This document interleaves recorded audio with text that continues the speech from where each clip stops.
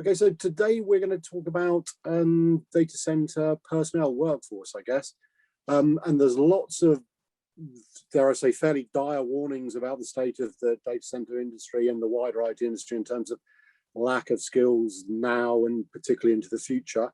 I'm not sure I've ever actually seen concrete figures, but do you have any idea of how bad, is the problem as bad as people are making out? And is it going to only get worse?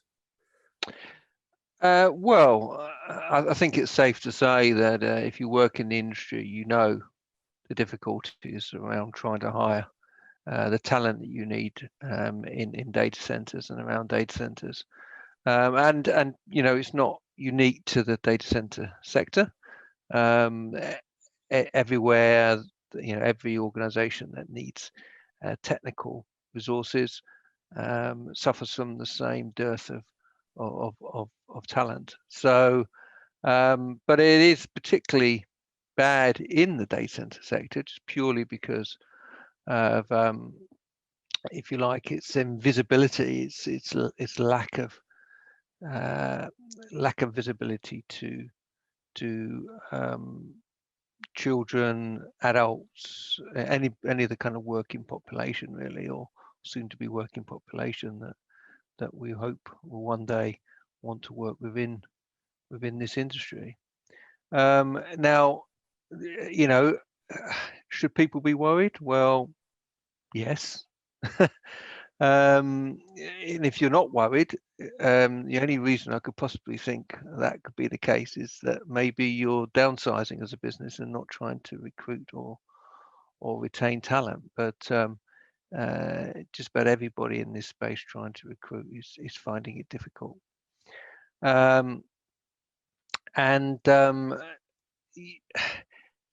I guess if you talk to a lot of the people who work in this particular sector, this industry, they'll say that pretty much a lot, if not 90%, maybe even greater, will say that they fell into it by accident. Which, that's not really a great state of affairs if you're trying to get people to see this as a career choice.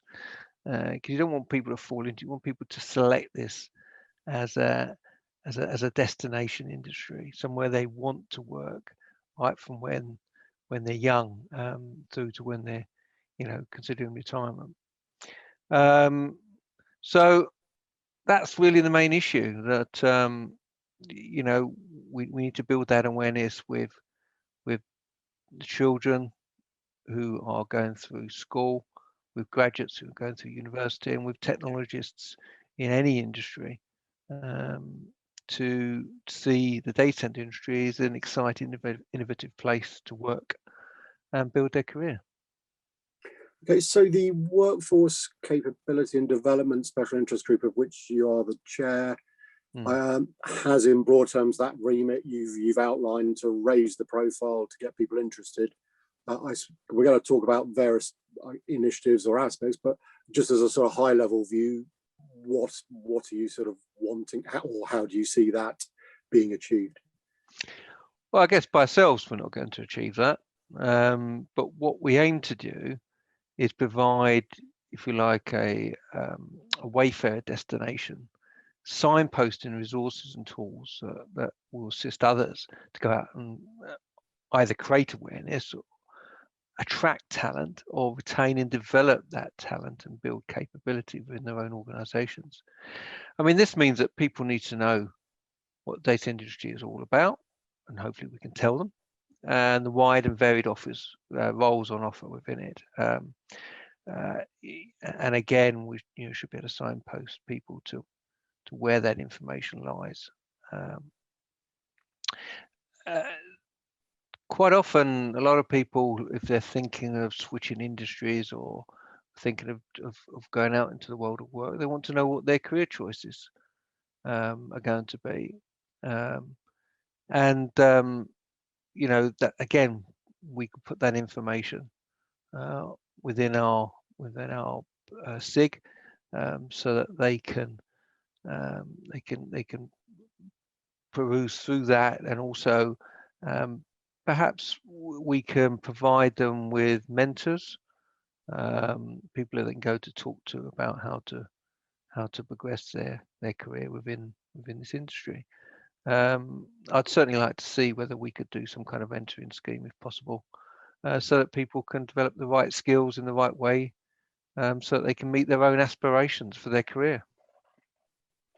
Okay. And in terms of some of the things that are currently going on, not necessarily within the group, but things you sort of are aware of and are maybe working alongside, the STEM program is an obvious place to start, maybe in terms of the value that can bring and how that may be attracting or at least raising the data center industry's profile a little bit to people. Is that right? Yeah, so the STEM Ambassadors program is it's not run by the government, but I think it's run by it's a scheme supported by the government, certainly, that aims to raise awareness of STEM-related subjects and encourage and motivate children to build on, let's be honest, most children have a fascination with stuff that is innovative and interesting, and as technology usually happens to be, and science and technology usually happens to be. So we want to kind of encourage that and really support that through school, through schools. And many studies have shown that if you want to try and influence children as to what their career choices might be later on in life, you really need to get to them before they get to high school, because trying to wait until they get there is usually too late, because a lot of them will have made their educational choices long before.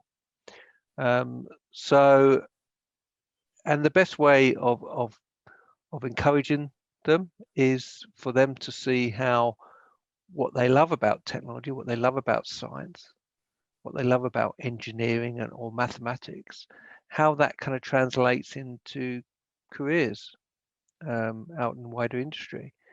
Now, of course, the STEM Ambassador program doesn't talk directly about careers, because there's no point in training somebody in a primary school, about a data center cabling technician role, for instance, because that would be beyond what they would particularly understand. However, they do have a lot of resources and tools which builds on their love of the technology and love of the science and engineering and maths, and which would help them see the future, that this is things that they would like to do more of, get more involved with as they go through school, and therefore, if you like, help to make their mind up long before they actually have to make any choices.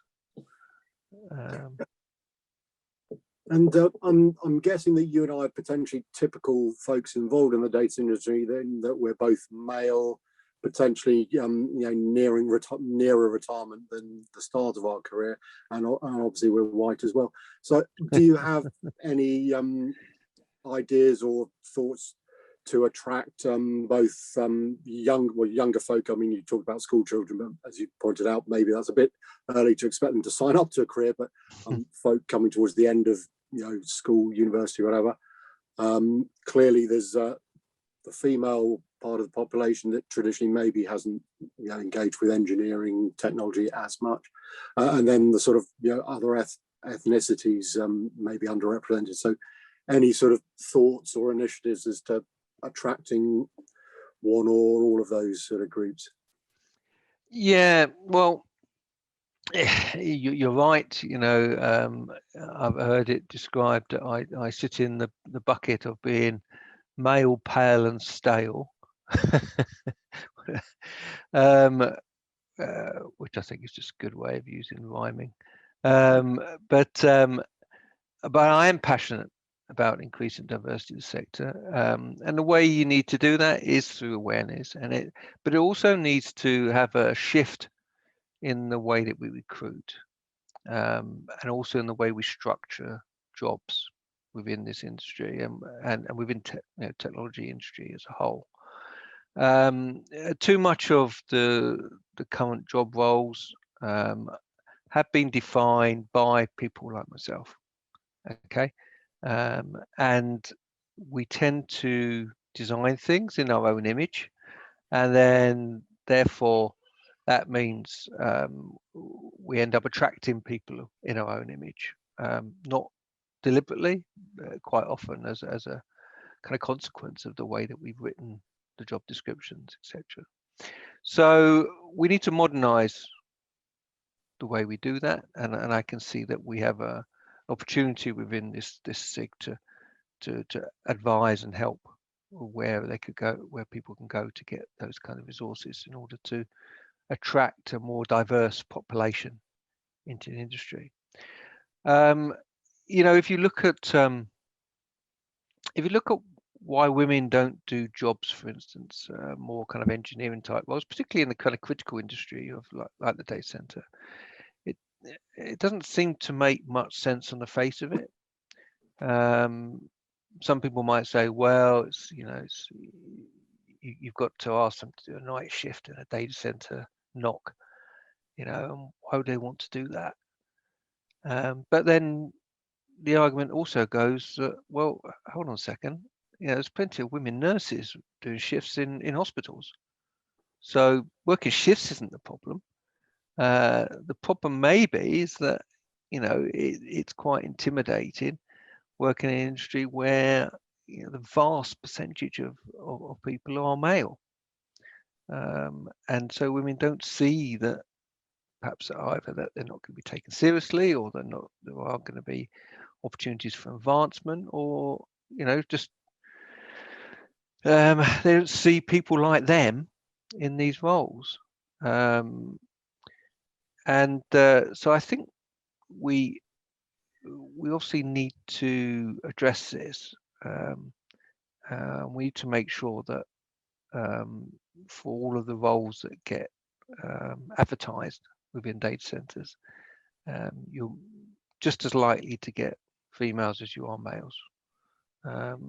And again, this is the way that you structure the job description, you structure the advert, how you attract that different population of people, different demographic. I don't think that, and I'm not suggesting that any person would deliberately want to make women feel uncomfortable, but, you know, what we need to do is work harder to make sure that that's not the case. And then another area potentially is apprenticeships. I always slightly lose track as to, depending on the flavour of government and whatever, sometimes they're being pushed heavily and other times there's a bit of a sort of, you know, a bit of a slump. But do you think they have an important role moving forwards? You know, I'm aware of some companies in the industry that swear by them and plenty of others probably don't. But how do you see apprenticeships in terms of helping address the skill situation? Yeah, well, unfortunately, in the 6 or so years since the apprenticeship levy was first put into place by this government, we still only have one apprenticeship role, I believe, that's been fully approved and now qualifies for this government scheme within the data center industry, that is. So that's rather disappointing, but I gather it's quite a long and drawn out process in order to do these. So, you know, if companies are, you know, obviously contributing to the apprenticeship levy, which of course they have to by law, and are hoping to use that, they probably aren't going to wait around for more apprenticeship roles to be approved. They probably need to just go out and do something themselves. And you're right, I know some companies that will take on apprenticeships, and we need more to do so. You know, we have a big problem in this industry where the same talent kind of revolves around it in a kind of zero-sum game, and all that does is basically help no one except those with the deepest pockets. So we need to keep this influx of new talent coming in. It doesn't always have to be young people. It could be people from other industries as well. But yeah, I think apprenticeships are a great way of getting people on the first rung of the ladder, if you like. Yeah, you mentioned folks from other industry. I think today I read that actually the unemployment level had perhaps dropped a little bit, but the sort of wisdom was that at some stage with the COVID situation, there's going to be a huge unemployment spike. Whether or not that's the case, how easy is it to take folks from other industry sectors? I think talking to the guys in Norway run data center, they enjoy the fact that the oil and gas industry is maybe on the decline, and there's some great individuals there they can easily move across into their sector. But how easy in general terms is it to get somebody from another industry and re-skill them for the data center sector? Well, I mean, theoretically, it should be easy to take people from other industries, that, particularly have a critical nature to them. And as you say, the oil and gas, the military, nuclear, etc.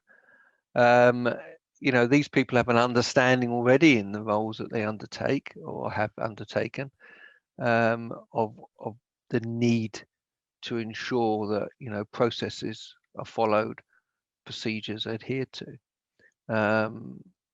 And if you look at the operation of a data center, whether or not it's successful or unsuccessful, it's going to be down to the way it's operated, and that's the people.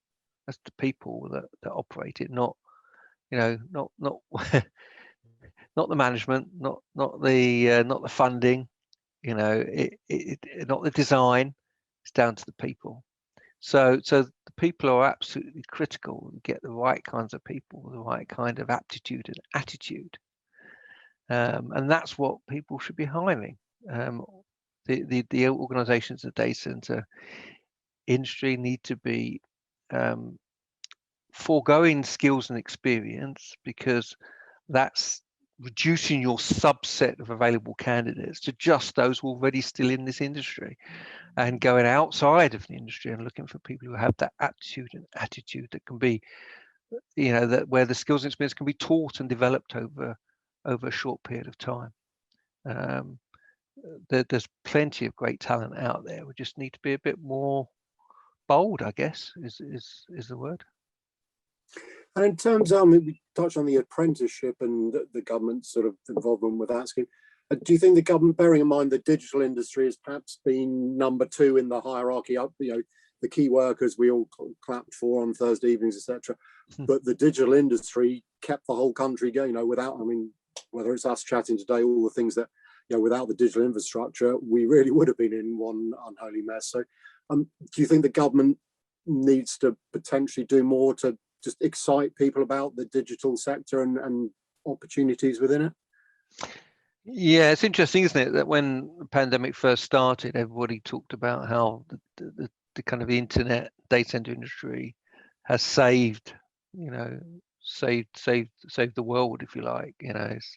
It's provided the ability for people to lock down, but still be able to work, still be able to socially interact, still be able to connect, and it was on the forefront of everybody's mind. But we're now, a year or so past those initial heady days, if you like, where the pandemic was at its worst, and there are signs that the internet industry is kind of fading away into the background again, except for when it comes to energy efficiency, sustainability, where the screws are really being kind of turned on by government and regulatory bodies. So I think if the government's serious about, particularly after Brexit and after the devastation on the economy of the pandemic, of developing British talent and jobs to fuel the next wave of technological innovation, then they really need to understand how this industry works, and support it and allow it to grow and thrive. It's too easy to, to throw spears at something you don't understand. But I heard a statistic today, not a statistic, a fact perhaps, that London is still leading in terms of investment in the data center industry, despite Brexit, despite everything else that we've kind of we've done to ourselves, if you like, in world trade. So, there's a great opportunity to use that as a springboard to increase economic performance and open up opportunities for the working population as a whole. But the government needs to take that opportunity. It needs to either leave well alone or help it develop and thrive. Okay, and then maybe in finishing, if we had this conversation, which hopefully we will do in another 6 or 12 months' time, what would you hope to have achieved? What sort of things are you looking at concrete? I think most of the groups have a commitment to produce some kind of best practice document, if I understand correctly. But apart, that included, what other sort of things would you like to be able to tick off the list of things to do? Okay, so some of what we want to achieve over the next 12 months is we're looking to obviously tap our membership, the DCA membership, so that we can make sure that what we're trying to do in this space is relevant to our members. In particular, what we'd like to know is what skills, expertise, and experience and qualifications, for example, that they look for roles in the data center. So, whether it be an entry-level role, whether it's an engineering role, whether it's management role, sales, marketing, accounting, we need to understand what it is they're looking for, and that will help us to explain to people who come to the landing page for our SIG on the DCA website, so they can see what roles are available, what kind of skills or aptitude they need in order to apply for those kinds of roles or develop those kinds of roles for themselves in order to get a job within our industry or build their career. We also want to understand from our members what kind of apprenticeships they have in place, any internships or graduate programs. Again, we can signpost those organizations that have those, so that if students just coming out of school or just coming out of university wish to apply for those, they can do, or anybody coming from a different industry wants to apply for those, and then they can do. We'd also, and I think this is a relatively undeveloped area that we really want to focus on, and it's to talk to the hiring managers and HR of data center organizations, and find out how they go about getting the right talent, and how they are developing talent for their organizations, because they're the people usually making decisions for the hiring process. So why wouldn't we want to talk to them? We also want to go to the careers advisors and in schools and in universities, and also lecturers in further education and higher education, and make sure they understand the opportunities that are within the data center, so we can improve the visibility of this sector and try to attract the top talent that comes out of universities.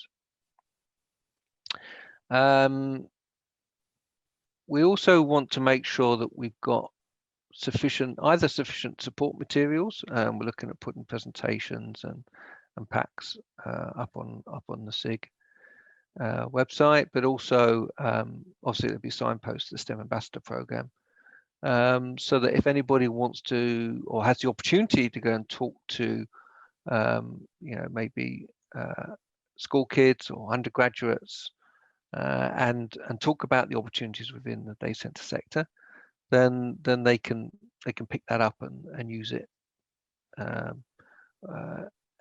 whatever's appropriate, really, or maybe tailor it to the particular talk they want to have. I think a lot of people are put off wanting to go and talk in a school or talk to their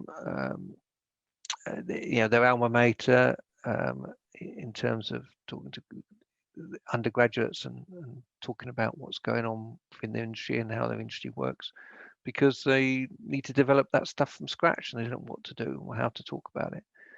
So if we can provide that information in the SIG, I think that's a relatively simple thing to do, and I don't see why we shouldn't be able to do that. And the last thing, we want to see where we're going with the apprenticeship levy with our member organisations, see if there are any that are considering building out any new ones, and we'll perhaps keep our membership abreast of what's happening and how it's developing. Okay, that's brilliant. I mean, it's been great. We've covered a lot of ground, some interesting stuff, and hopefully there'll be some engagement from members on the outside. So, Steve, thanks very much indeed for your time. Yeah. Thanks, Phil. And yeah, I'd be really interested to talk to anybody who wants to get involved, because we need passionate, motivated people to help out in this space. So, if having heard what you've heard today, please get in contact with us and come and join in. Lovely. Thanks again, Steve. Thanks a lot. Bye.